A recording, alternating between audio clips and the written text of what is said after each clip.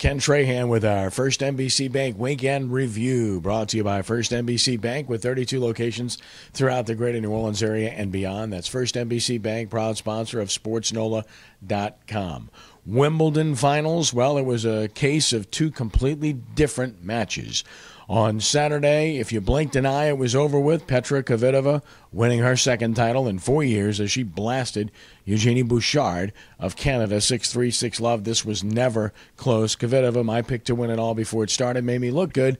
She was absolutely dominant with her left-handed serve, her pounding ground strokes from the baseline. Too much for Bouchard or, frankly, anyone else to handle at Wimbledon. Now, the men's final was a totally different scenario. This was an instant classic as Novak Djokovic won his seventh Grand Slam title, outlasting Roger Federer in 5 sets. Tremendous match, high level of play. Federer actually had more winners, but the big points went to Djokovic overall. And you have to wonder about Federer. This is his best surface, and if he couldn't get it done here at the age of 32, soon to be 33, you wonder if his window has closed or is rapidly closing. Djokovic has become the best player in the world, and he's not going anywhere. Rafael Nadal is still there. Andy Murray's still there. Grigor Dimitrov is coming on strong, so obviously you start to wonder about Federer. 17 Grand Slams, more than anyone else. He's cemented his legacy, but is he the greatest player ever? I don't know if you can say that because Djokovic is now his measure at this stage, and he's younger, and Nadal has whipped him head-to-head 23 out of 33 times. So it's kind of sad to see Federer lose based upon the way he's played and the way he's conducted himself and what he's meant to the sport, but this was outstanding stuff. World Cup continues on Tuesday, the semifinals, the first semifinal matchup, a delicious one, the host city, or the host country, I should say, in Brazil, playing host to Germany. And, of course, this is a rematch of the 2002 final, so these two know each other very well. You look at the 4 teams left, and they've all been there, done that in the last 40 years. Each one of these sides has been to the semis at least 3 times and to the final, so they know what it's like to play at this stage. Big blow for Brazil. Neymar, of course, a fractured vertebrae, will not play in the semifinal. Germany coming off of a very good win over France. This is going to be quite a matchup. Home court advantage to Brazil. Maybe the overall technical end to Germany. We'll see. This should be a great matchup. And then, of course, on Wednesday, the other semifinal has the Netherlands against Argentina.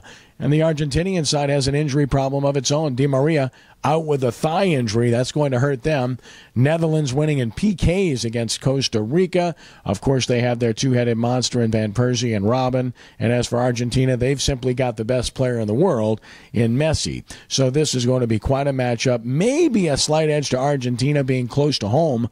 And they'll have an enormous fan base there for this particular matchup as World Cup continues. Jimmy Graham's situation is still fluid. Stay tuned. Could happen at any time in terms of a long-term deal. The Saints have until July 15th to get something done long-term with Graham now that the arbitrator has made his ruling, and we all fully expect that that's going to happen.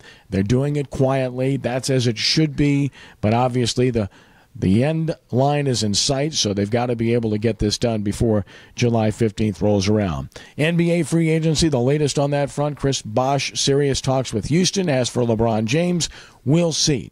6 teams under consideration. Cleveland suddenly getting pretty excited about its chances. Kyrie Irving, a lot to do with that, and the Cavaliers looking to make another trade to clear cap space. Maybe Varejao goes and someone else to clear more space to make room for James. Can they get in there? Remains to be seen. Can they get Kevin Love to come along as well in a deal?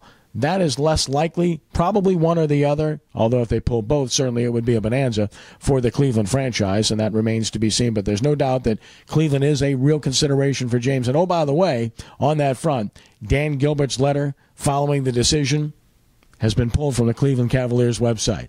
You wonder if they're just trying to pave the way. I don't think LeBron James is ever going to forgive Dan Gilbert. I don't think he'll forget either, but I do think he'll forgive enough to listen to money if he can get that max deal and have a chance to win on a regular basis. I still think Miami has a real shot, and Pat Riley is going to meet with James to that end.